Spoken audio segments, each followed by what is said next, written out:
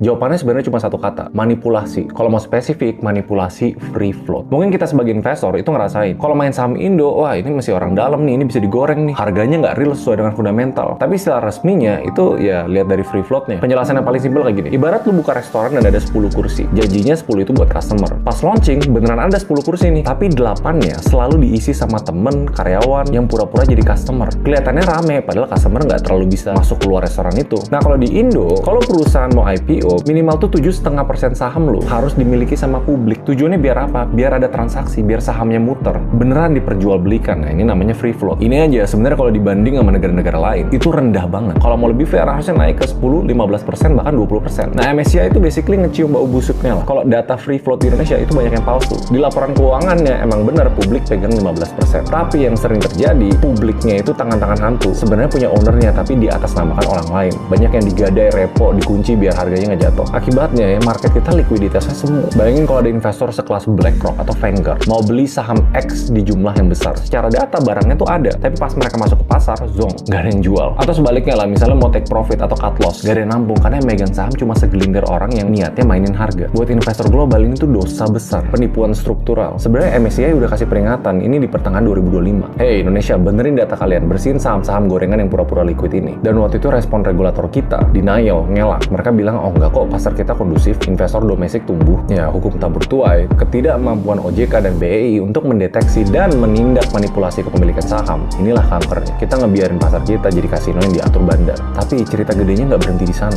Bukan tiba-tiba begini kan. Pasti udah beberapa tahun lalu dan apa ada praktek-praktek yang membiarkan itu begitu atau fulus-fulusnya, makanya kita bahas hari ini.